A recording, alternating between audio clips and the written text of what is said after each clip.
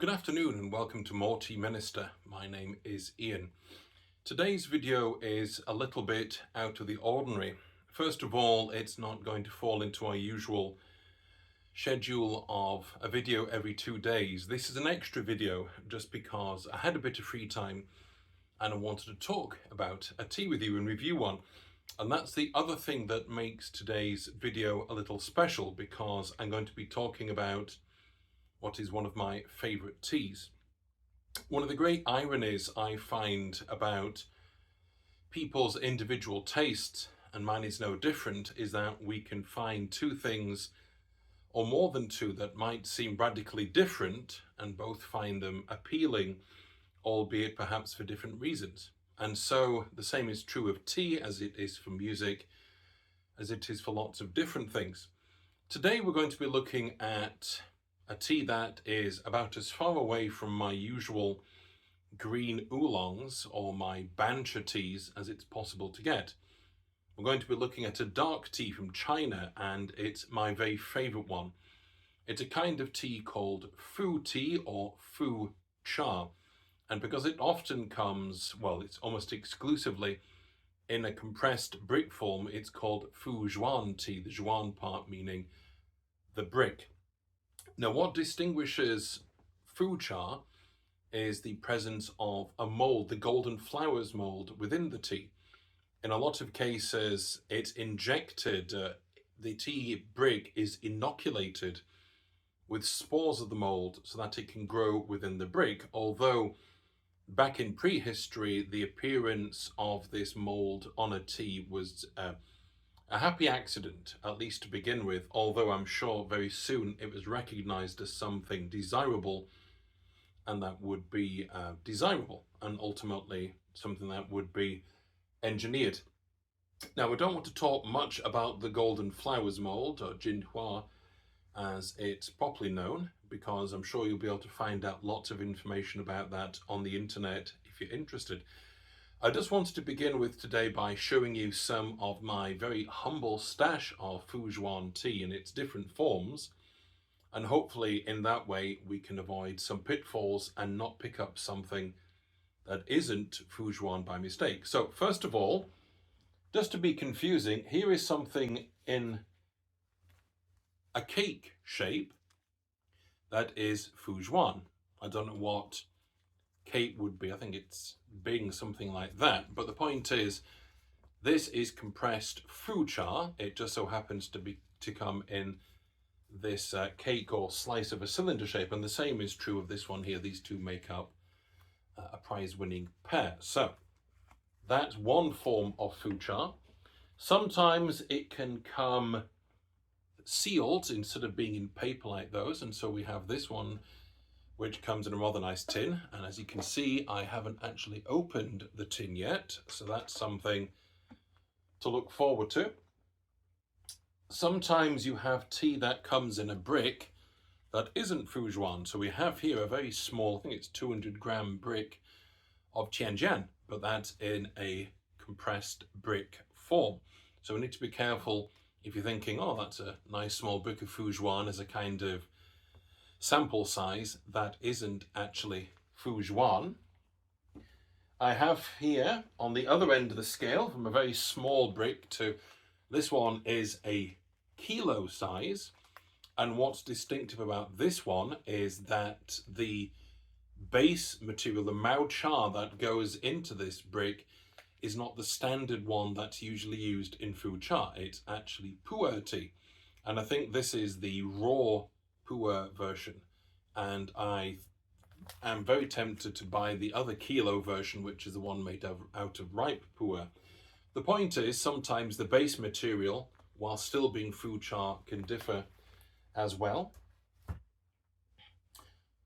And a couple of other sized bricks for you. I'm going to show you this one from Mojun, just because it's an absolutely beautiful wrapper. There you go.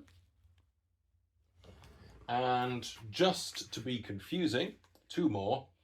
We've got this tea, which I've shown you before. This is actually Lu Bao in a compressed brick form.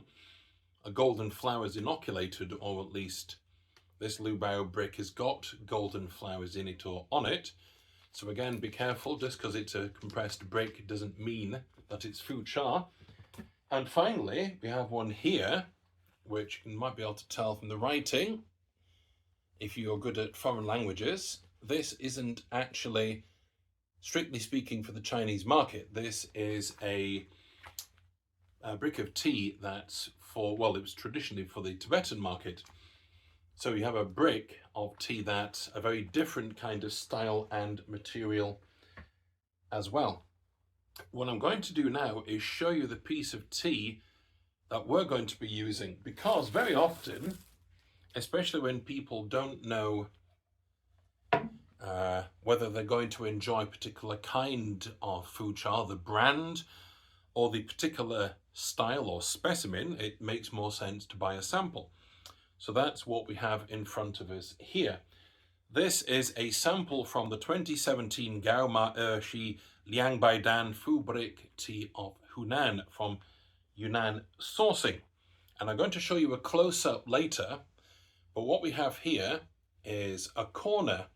Maybe if I bring it closer, put my hand behind it, we have the corner of a brick. It's not the whole corner, it's actually, you might be able to see if I turn it that way, and certainly if I turn it that way, you're now looking inside the brick. And it's what's left of an original 50-gram sample, and I'm very pleased that it came as a whole segment, if you want to put it that way, as opposed to lots of shake, which would affect how the tea brewed. So here we are, and that's the piece of tea that we're going to be using. I'm now going to very quickly show you this tea up close so that you can see the inside of the brick and the outside, and take a closer look at the golden flower spores. I'm going to prise a small section of this off camera, so you don't see me accidentally stabbing myself in the hand, if that's what happens. And then we'll come back all set up, and we will have a Gong Fu session with our, let me repeat the name, 2017 Gao Ma Er Xi Liang Bai Dan Fu Brick Tea of Hunan. I'll see you after the close-up. Take care. Hello again. This is switching to a different camera view to show you the piece of Fu Brick, or Fu Zhuan, tea that we're going to be sampling in just a moment. What we have here is the outside of one corner of the brick. I'm going to zoom in so you can see the kind of texture of the material a little better, and I'm going to move it around. So here we've got one corner, and it's the outside of the brick. If I turn it over, you're now going to be looking inside the brick, and what you hopefully can see, let me zoom in, that is the golden flowers mold. And you don't tend to see it on the outside of a brick because it's inoculated inside the brick once they're compressed and they're kind of aging and fermenting the tea. So this is a view inside, and that's the golden flowers, and that's what makes this Fu Cha or Fu tea, and that's what gives it this wonderful taste. Okay, see you in a tick. Well, hello again. We are continuing with our review of Fu Zhuan, our first Fu Zhuan review. I'm going to brew it Gong Fu style, as you can probably tell by the presence of the Gaiwan and my broad-rimmed strainer and my jug and the big cup. I brought out the big cup today because I love this tea, and I'm going to be greedy, and I'm going to drink all of each flush rather than each steep, rather than pouring it out. And here is the sample of tea that I prized off. I tried to keep it in one piece, and done carefully, it can kind of prize away. What you do is you try to follow natural fracture lines, potential fracture lines inside the brick or the piece of brick, rather than trying to prise or tear a piece out. And because this brick obviously is well inoculated with golden flowers, we do seem to have a fair bit on both sides of the chunk. If you bear in mind, I've just opened up the inside edge of the brick even further. In total, there's a smidgen under 10 grams altogether here. There's about 8.5 grams in this segment, and then in the smaller fragments, but still not the level of shake, there's an extra gram, maybe 1.5 grams. That's enough for a good gong fu. I do like this to be good and strong flavored. So we're going to be doing it 100 mils of water, but obviously a lot stronger than normal. And because of that, our steeps will be quite short, at least to begin with. I've got a wastewater jug over here, off camera, although I only hope to be using that just the once, and that's to pour off the rinse, because this is 8 years old, and although it's fairly compact, I want to wash off any dust and maybe wake the tea up slightly, make it a bit more amenable to steeping. So that's our tea in the gaiwan. We're going to go with we don't need 100 mils to start with, because this is just a rinse, just to make sure the chunk is covered. Just get to 10 seconds, that's all we have to do. And then we will pour that into our jug. Even that first steep has got some colour to it, and that will have in part come from the smaller fragment. So yep, this smells like strong tea. We haven't got to the golden flowers. I suppose I should say in advance what kind of profile we'd be expecting from this tea. If you imagine a kind of yeasty smell, it's not sort of mushroomy with some fermented teas, as with some fermented teas. It's a yeasty smell, but imagine like a dry yeasty smell. And on top of that, there's an extra kind of sweetness to it. And on top of that, there's a good, strong taste of tea, especially when you use this much. So this is our first steep, and we'll take it to 100 mils and we'll give it about 15 seconds. There we go. I really do, I really do like this tea. I like Fu Zhuan or Fu Cha, full stop. I was saying there's a great irony in how varied our own tastes can be, and I like delicate teas like bancha or green oolongs, and at the same time I like something robust and no nonsense like Fu Cha. That's not to say it doesn't come in special editions, as we've already seen, or be created with great finesse. I don't mean that, but it can also be in every man's tea or in every woman's tea. So there's the colour. It's not a particularly strong red colour. I'm getting a good strong smell already. Yeah, a good strong fermented tea smell, and there's definitely that yeasty sweet smell of golden flowers. So we're going to pour that out, and while that's cooling, I'm going to get the next steep on. Didn't really smell the lid. I don't know if you can hear, but the bin men have turned up outside, so if you hear lots of clattering, it's not because something's gone wrong, unless they hit my car. It's it's because the bin men are outside. So let's have a see what the smell is like. We'll give that somewhere between 20 and 25. Yeah, it's a lovely, harmonious taste of strong fermented tea plus the golden flowers. It's a great combination.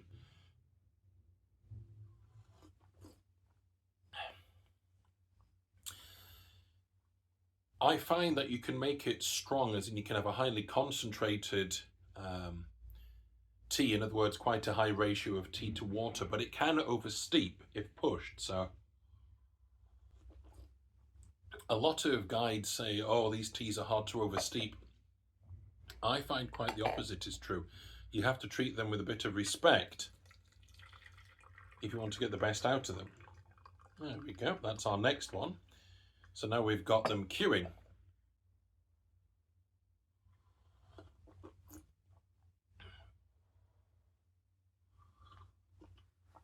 We'll just pour the dregs, which have got bits of shaking.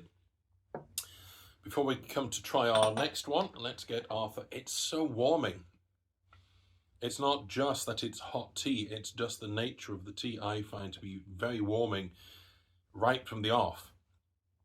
It's not, funnily enough, this is not the dark tea that's associated with that warming effect, but it certainly has that on me. So actually, for the sake of you, I might just take half of it. I'm still being greedy, that's quite a bit. So let's try the lid. I'm all 6 and 7s. This is halfway through the third steeping, and now I'm smelling the lid for steeping 2. So I didn't even look at the colour. It's pretty dark in here. In the cup, very sweet now. It's sweet and it's yeasty. And a lovely, strong but very smooth tea.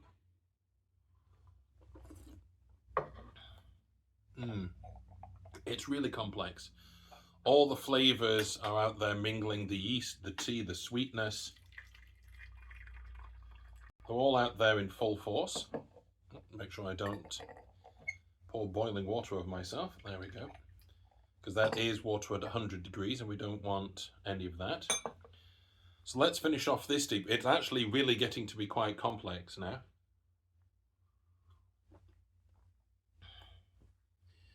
Pour off the dregs. There's probably a technical term for it. That one's starting to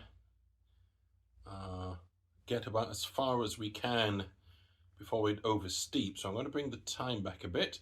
I'm also going to cool the water by pouring it between the wall of the gaiwan and the tea. So it's slightly cooler by the time it hits the tea rather than pouring it directly over it. Again, once again, for the sake of any viewers, we'll just take half the sample.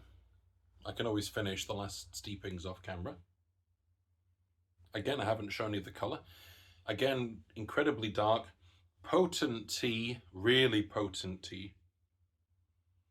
It's sweet and it's yeasty again. And I know that's only the sort of 3 components to the flavour profile, but it just does it so well, at least to my mind.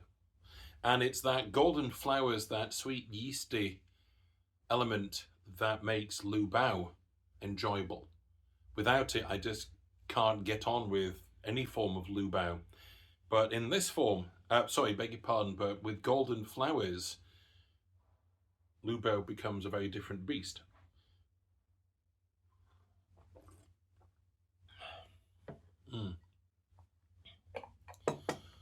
Once again, very potent. That's me burning myself, or at least spilling on myself. Let's not do that. I think we'll worry about that later. Let's take a smell off the lid. More tea. The yeast isn't really there in that one. Let's actually show you the colour, I think, for the first round. For the second time. That's looking more like a kind of classical tea colour, albeit a little pale. But still that colour of red tea, or what we would call black tea. Let me finish off this round.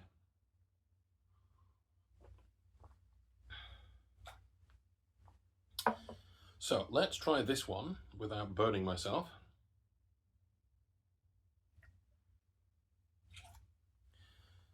Let's finish off, now it's cooled down a bit, let's finish off pouring this round because the tea is just continuing to stew. We'll get rid of that. We'll slow our pace down just a smidge and get ourselves ready for what's going to be the last steeping on camera. I think most of this section, because it was quite thin, the leaves have been able to soak up the water and they've been able to expand just a little. The brick itself has come apart. Sometimes with compressed little cakes of tea, you find that you haven't, despite me even enjoying the gongfu session, you haven't got the most out of the tea because it's remained fairly compact. I've tried a few tea coins, little discs of tea, sort of miniature versions of compressed tea cakes, and after a session I found I've probably only exploited about 1/10 of the flavour, or extracted a tenth of the flavour, because the rest of it's still locked up in this well-sealed disc. Ah, there we go. The sweetness and the yeast are back on the cup.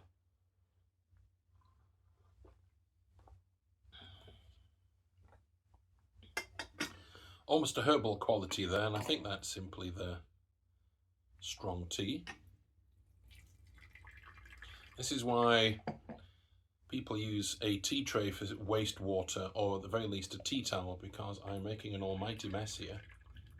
Because this Gaiwan isn't really suited for longer steepings, because the heat gets through the walls rather easily. So let's take a look at this final steeping and see where it has got us. I would say that's darker still. That's much more of a standard tea colour. The smell off the jug, sweet, but we're starting to lose most of the flavour profiles, at least off this steeping. Same is true of the lid. So let's pour ourselves some of this last steep.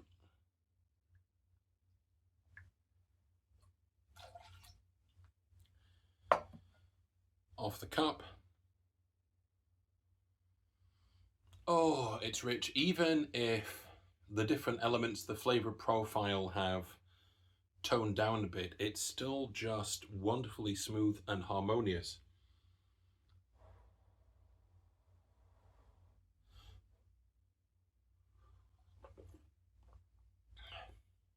Yep, it's still all there. I reckon there's at least a couple more steepings if handled carefully. There, I got to finish that part. Just before we move to a close, let me show you these leaves. Yeah, they've definitely all separated. This is the base tea material once it's re-steeped. Unrecognizable from that little slice of brick. How does it smell? There's still some golden flower smell in there. So there's definitely a couple of steepings left. So let's move on to our conclusion. Surprise, surprise, I'm going to recommend this tea on taste. I absolutely adore this kind of tea. It comes in lots of variety. There's lots of brands, so that makes it readily available, each with their own little twist on how to make it. Some of the bigger brands have got a bewildering range of Zhuan or Fucha available. So you've got plenty of choice within a brand, let alone between the brands. There are 2 different regions that produce Fucha, so that adds to the variety and the diversity. And as we saw in the first part of this video, there are lots of variations on the base material. In fact, there's one that I haven't tried yet, where the base material is black tea. So I'm very much looking forward to a sample of that. Always best to get a sample just to be able to see whether you're going to enjoy Fucha in the first place or whether you're going to enjoy a particular one. That said, you might find a small sample-sized brick on eBay or something like that. So if you feel like taking a punt, that's what I did. But I have a range of these little broken up pieces. Just to remind you, we are looking at the 2017 Gao Ma Er Xi Liang Bai Dan Fu Brick Tea of Hunan sourcing. It's readily available and it tastes fantastic. And if you don't burn yourself, it's very easy to brew as well. Just don't oversteep it. You can have plenty of the tea in there, just don't oversteep it. This has been a bit of a rambling video, but I hope it's been of some use to you, if not outright interest. And it remains for me to say happy steeping and